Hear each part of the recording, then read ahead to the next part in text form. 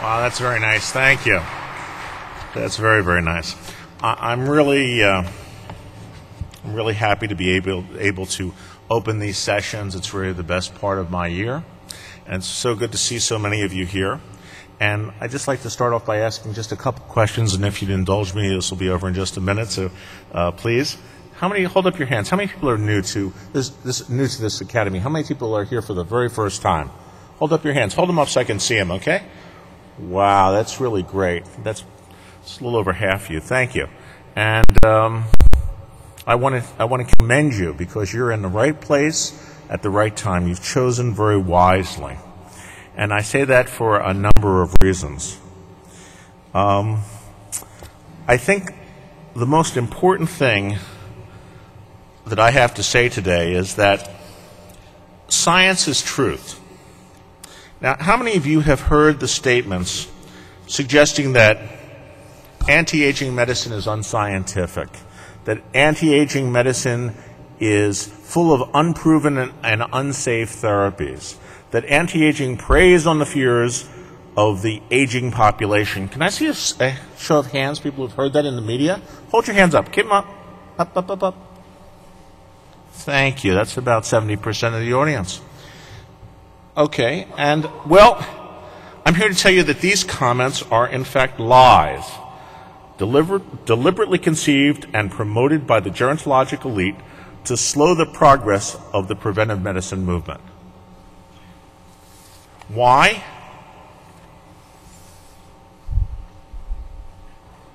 Why? Money, I hear. Maybe.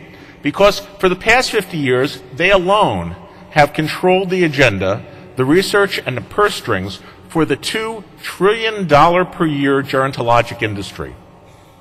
The overarching philosophy of the gerontology elite is that aging is inevitable. They said, "Grow old with me. The best is yet to be." Well, that's interesting. I guess they're talking about arthritis, macular degeneration, Alzheimer's disease, Parkinson's disease. Since aging was unstoppable and immutable, there was no sense in funding such nonsense and silliness as aging intervention and regenerative medicine. That was the way it was, but it's different today. It's very different. And I think that's because of the activities of doctors such as yourself, advanced, forward-thinking physicians who are part of the new paradigm of medicine. When in 1992, just a handful of radical thinking physicians joined together to proclaim that aging, in fact, is not inevitable. That today technology exists to forestall the degenerative processes of aging-related disabilities and disease. In response to this, the powers that be launched a national disinformation campaign spanning some 14 years. The A4M, unfortunately, had to spend a significant amount of its limited resources to counter these agents of misinformation, with limited success.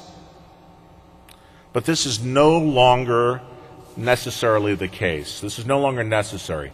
Today, I'm excited to report to you that a groundbreaking paper has just been published by Elsevier in the May-June 2009 issue of the prestigious Archives of Gerontology and Geriatrics. I have a copy of it right here.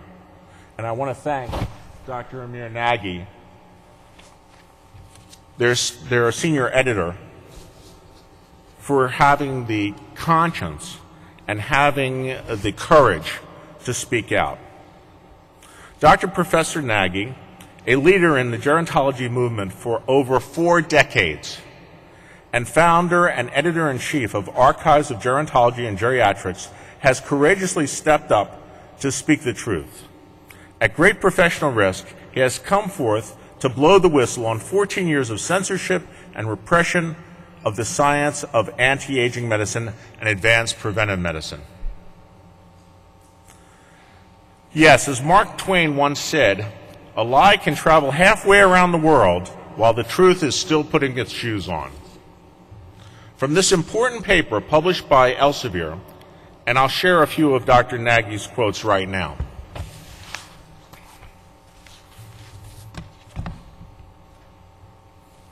a complete disregard for certain individuals bearing some of the most prestigious affiliations in the gerontologic establishment, for truth, academic integrity, and scientific professionalism.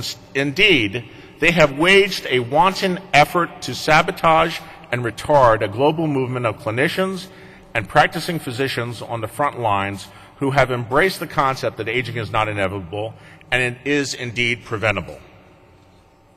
Another quote, "The gerontologic elite has an abject fear of the loss of their control, power, prestige, and position in the multi-billion-dollar industry of gerontological medicine."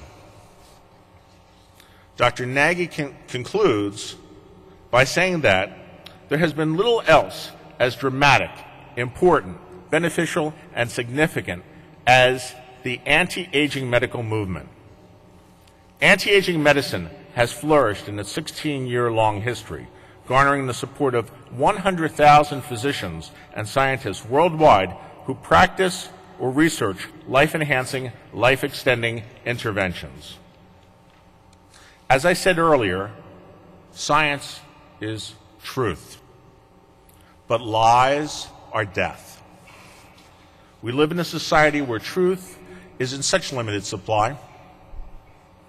We as physicians and community leaders must be willing to follow Dr. Nagy's example and expose the lies that have already cost hundreds of millions of people their full and natural lifespans.